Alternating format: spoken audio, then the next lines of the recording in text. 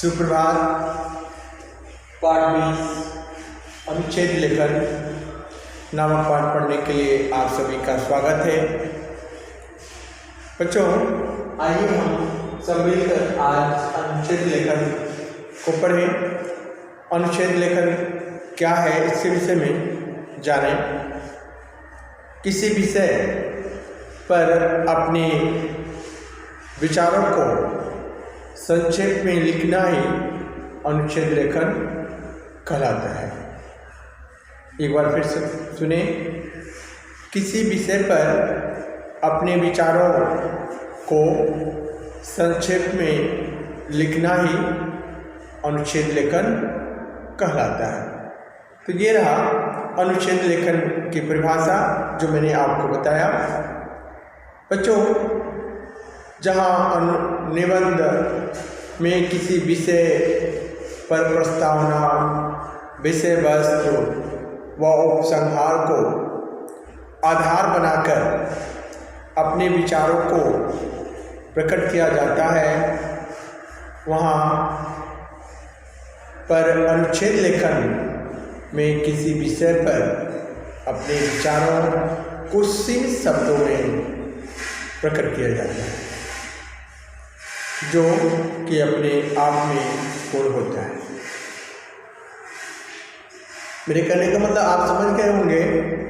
यानी निबंध लेखन का कार्य जब भी हम करते हैं तो विस्तृत रूप से करते हैं। वहीं पर जब अनुच्छेद लेखन का काम करते हैं तो उसमें हम अपने विचारों को सीमित शब्दों में प्रकट करते हैं। बस इतना जानकारी रखें आप। हम अनुच्छेद लेखन में अपने विचारों को सीमित शब्दों में लिखते हैं, जबकि निबंध लेखन में अपने विचारों को हम विस्तृत रूप में लिखते हैं। यही इसका संक्षिप्त अंतर है। आपको और बताएं, अनुच्छेद लेखन में उदाहरण, तर्क, पक्ष विपक्ष को देने से बचा जाता है। विषय को केंद्र मानकर उससे संबंधित सामग्री इस ढंग से प्रस्तुत की जाती है कि अनुच्छेद में क्रमबद्धता और सरलता बनी रहे। यानी कोई भी काम लिखने का इसमें जब भी हम करते हैं तो संक्षिप्त रूप का ही वर्णन करते हैं। आइए हम सब अनुच्छेद लेखन के लिए महत्वपूर्ण तथ्य क्या है। अनुच्छेद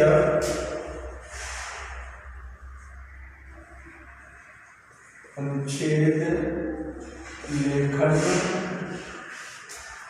के महत्वपूर्ण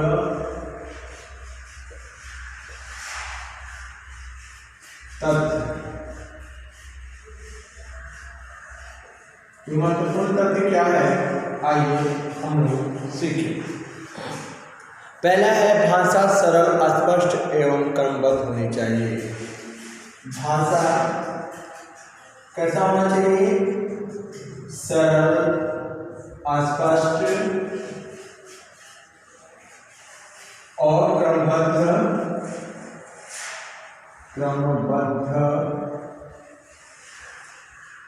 रूप में होनी चाहिए।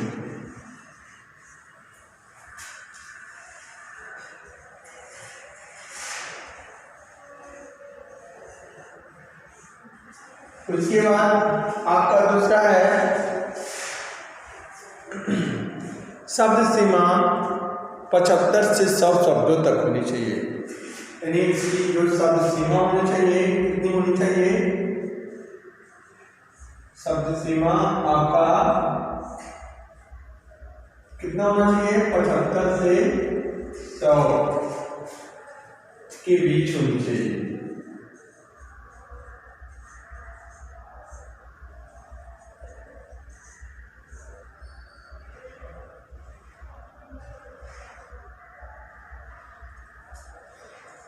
बीच होनी चाहिए। उसके बाद आपका अगला है विषयों से संबंधित सभी जानकारी को संक्षेप में लिखना चाहिए। यानी विषयों से संबंधित सभी जानकारी जो हमें लेना है उसको कैसे लिखनी चाहिए? संक्षेप में, छोटे में लिखना चाहिए। उसके बाद अगला है मुहावरों, लोकोक्तियों व उदाहरणों का प्रयोग नहीं करना चाहिए। जब हम इसमें मुहावरों, लोकोक्तियों इत्यादि का प्रयोग करेंगे तो वह हमारा शब्द सीमा बढ़ जाएगा।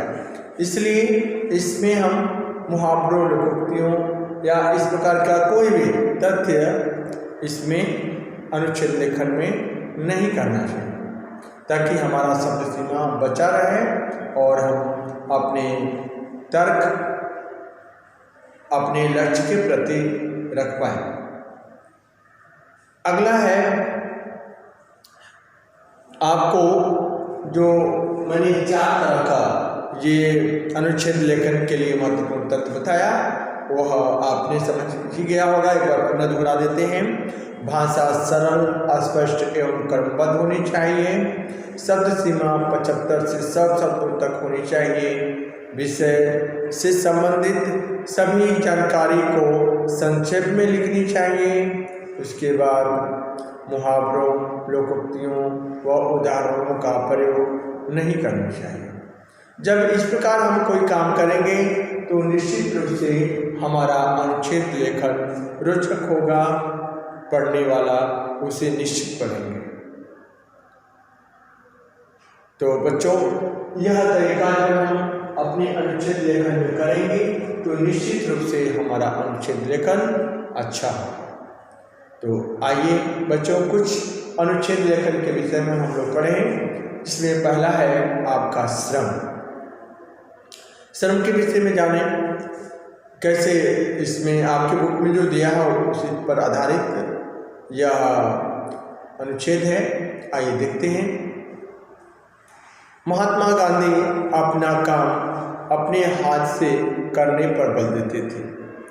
वह प्रत्येक आश्रमवासी से आशा करते थे कि वह अपने शरीर से संबंधित प्रत्येक कार्य, सफाई तथा स्वयं करेगा।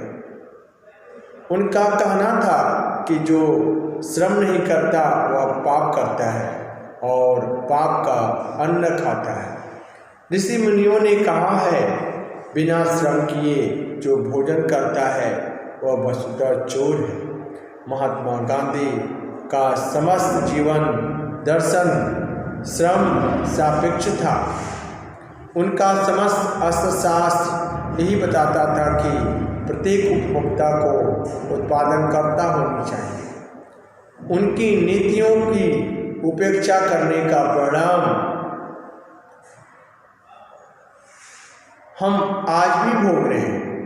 न गरीबी कम होने में आती है, न बेरोजगारी पर नियंत्रण हो पा रहा है और न अपराधों की वृद्धि को रोकना हमारे वश की बात नहीं है।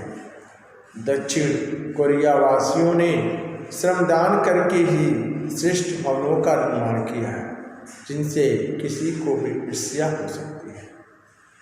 तो बच्चों, श्रम के विषय में आपने देखा, जो एक संक्षिप्त जानकारी के रूप में अनुच्छेद लेखन का कार्य के रूप में यहाँ प्रस्तुत किया गया। ऐसे ही आप अगर किसी भी बिंदु पर अगर अपना प्रकाश डालते हैं संक्षिप्त रूप में, तो निश्चित रूप से आपका अनुच्छेद लेखन अच्छा होगा। इसी की कड़ी में आप अगला देखेंगे, विद्यार्थी जीवन में अनुशासन का महत्व।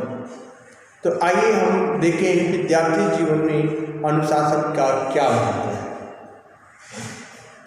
विद्यार्थी देश की भावी पीढ़ी है, जिस पर देश का भविष्य टिका हुआ है। यदि देश की भावी पीढ़ी अनुशासित नहीं है तो देश का भविष्य अंधकारमय होगा। विद्यार्थी वर्ग की अनुशासनहीनता के लिए दूषित शिक्षा पद्धति, बदलती सामाजिक परंपराएं, पश्चिमी सभ्यता का बढ़ता प्रभाव, बढ़ता फैशन तथा देश में व्याप्त भ्रष्टाचार उत्तरदायी है। इसे दूर करने के लिए सभी दिशाओं में प्रयत्न करना होगा। राष्ट्र की प्रगति के लिए विद्यार्थी वर्ग का अनुशासित होना परम आवश्यक है। विद्यार्थी वर्ग में अनुशासन की भावना लाने के लिए शिक्षा पद्धति में भी सुधार आवश्यक है।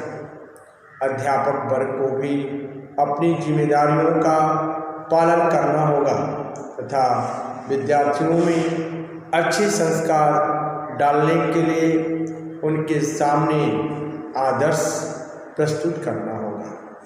तो देखा बच्चों, ये संक्षिप्त रूप देकर हम सब इस टॉपिक को और अच्छा बना दिए, जिससे हम अपने इस विद्यार्थी जीवन में अनुशासन के क्या महत्व है इसके विषय में पूरी जानकारी भी बता दिए और हमारा यह टॉपिक भी सही रहा। तो बच्चों, कोई भी आप टॉपिक पर आप अनुच्छेद लेखन का कार्य करेंगे तो उसमें आपको ऐसे ही संक्षिप्त जानकारी आपको देना होगा, जिससे आपका अनुच्छेद लेखन की शब्द सीमा न बढ़े और आप अपने विचारों को सही रूप से, क्रमबद्ध रूप से और सरल रूप से प्रकट कर सकें। तो बच्चों, कुछ उदाहरण आपके बीच में मैंने प्रस्तुत किया। ऐसे ही आपको किसी भी टॉपिक पर अगर अनुच्छेद लेखन का कार्य करना हो तो आप ऐसे ही संक्षिप्त जानकारी लेकर समझकर अनुच्छेद लेखन का कार्य करने का प्रयास करेंगे तो निश्चित रूप से आपको अच्छे से अनुच्छेद लेखन आ जाएगा। आपके बुक में बहुत सारे इसमें अनुच्छेद लेखन दिए गए हैं, जैसे स्वदेश प्रेम, प्रातः काल का भ्रमण, अंतरिक्ष में बढ़ते क्रियाकलाप, वह मुलाकात, सह शिक्षा, वृक्ष लगाइए, प्रदूषण मिटाइए इत्यादि। इसमें से कुछ अनुच्छेद लेखन को पढ़ करके आप स्वयं जब अपने कॉपी पर लिखने का अभ्यास करेंगे तो निश्चित रूप से आपको अनुच्छेद लेखन अच्छे ढंग से, क्रमबद्ध ढंग से, सरल रूप में लिखने के लिए आ जाएगा और आप अपने विचारों को, भावों को आप सही तरीके से आप अनुच्छेद लेखन में कर सकें। तो मैं चाहता हूँ कि जो अनुच्छेद लेखन आपके बुक में दिए गए हैं उसमें से कुछ अनुच्छेद लेखन को आप उदाहरण तौर पर आप निश्चित रूप से लिखेंगे। अब मैं आप सबको आपके अभ्यास कार्य की तरफ ले चल रहा हूँ। आइए आप सब इस अभ्यास कार्य के विषय में समझें कि इस अभ्यास कार्य में क्या क्या प्रश्न हैं जिसे आपको करने हैं। निम्नलिखित विषयों पर 75 से 100 शब्दों में अनुच्छेद लेखन का अभ्यास कीजिए। आपकी सहायता के लिए कुछ संकेत वाक्य दिए जा रहे हैं, यानी उन संकेत वाक्यों के अंतर्गत ही अपने विचारों को प्रकट करेंगे। जैसे पहला प्रश्न है, हमारा राष्ट्रीय पक्षी, यानी हमारा जो भी राष्ट्रीय पक्षी है उसके विषय में आपको लिखना है।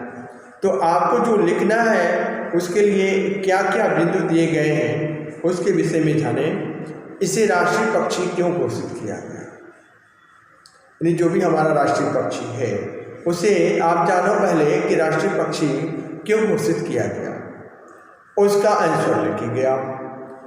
वह कहाँ कहाँ पाया जाता है, यानी राष्ट्रीय पक्षी जो है वह कहाँ कहाँ पाया जाता है उसके विषय में लिखेंगे। इसकी विशेषता तथा खान पान की बातें लिखें। उसकी क्या खासियत है, क्या विशेषता है, वो क्या खाता है, कहाँ कहाँ रहता है, उसे राष्ट्रीय पक्षी क्यों घोषित किया गया। इन्हीं सभी बिंदुओं पर आप जब प्रकाश डालेंगे, लिखेंगे, तो आपका यह अनुच्छेद पूरा। उसी तरह सफाई कर्मी एक टॉपिक है, तो उसमें किस बिंदु पर आपको लिखना होगा सफाई कर्मी की पोशाक कैसी होनी चाहिए, उसकी दिनचर्या कैसी होनी चाहिए, समाज के प्रति दायित्व का निर्वहन उसका क्या होता है। इन्हीं सब बिंदुओं पर आप अपने विचारों को प्रकट करेंगे, तब आपका यह जो अनुच्छेद लेखन है सफाई कर्मी नामक शीर्षक पर ये पूरा। उसी तरह आपका मेरा प्रिय खेल, इसका भी यहाँ बिंदु है, आपको कौन सा खेल सबसे अधिक प्रिय है, उस खेल को खेलने के नियम तथा क्या लाभ है, इसके विषय में जानेंगे। प्लास्टिक का खतरा क्या क्या है, इसके विषय में आप प्लास्टिक का प्रयोग, प्लास्टिक से होने वाले खतरे, प्लास्टिक के प्रयोग को कम करने के उपाय इत्यादि बिंदुओं पर ही आपको लिखना होगा।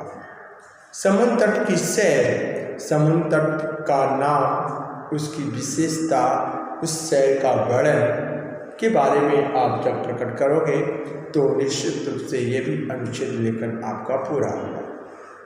अगला है, यदि मैं गायब हो जाऊं तो इसका बिंदु होगा गायब होने के कारण एवं गायब होने के बाद कुछ रोचक घटनाओं का वर्णन आप इस बिंदु के अंतर्गत करेंगे तो आपका यह अनुच्छेद लेखन पूरा होगा। अगला है विज्ञान की अनोखी दुनिया, इसके बिंदु हैं कुछ महत्वपूर्ण आविष्कारों के नाम जो आप जानते हो, ये किस प्रकार हमारे जीवन को सुखद एवं सरल बनाए, वह आपको खुद सोच करके इसके बारे में लिखना होगा। अगर आप ऐसा लिखते हैं, अपने विचार को प्रकट करते हैं, तो निश्चित रूप से यह अनुच्छेद लेखन भी आपका पूरा होगा। अगला है समाचार पत्र। समाचार पत्र के लिए क्या बिंदु दिया गया है, आइए जानें। समाचार पत्र की विशेषताएं एवं समाचार पत्र से होने वाले क्या क्या लाभ हैं, इसके विषय में इस बिंदुओं पर जब आप अपने विचार को प्रस्तुत करेंगे तो निश्चित रूप से आपका यह अनुच्छेद लेखन पूरा होगा। तो बच्चों, ये रहा आपका 8 तरह का 8 प्रकार के प्रश्न हैं जिसको आपके इस अभ्यासकार में दिया गया है। तो मैं चाहूँगा इस अभ्यासकार में से आप अधिक से अधिक प्रश्नों के उत्तर जो लिखेंगे उसमें अपने विचार को प्रस्तुत करेंगे। तो उम्मीद करता हूँ कम से कम 4 अनुच्छेद लेखन इसमें से जरूर आप लिखेंगे और लिखकर अभ्यास करेंगे, जिससे आपको अनुच्छेद लेखन अच्छे से लिखने आ जाए, अच्छे से पढ़ने आ जाए और आप अच्छा अनुच्छेद लेखन का कार्य कर सकें। मैंने आप सबको यह लेसन पढ़ाया, उम्मीद करता हूँ आप सभी को इस अध्याय को आप अच्छे ढंग से पढ़े होंगे। इसे पढ़ने के लिए आप सभी को धन्यवाद।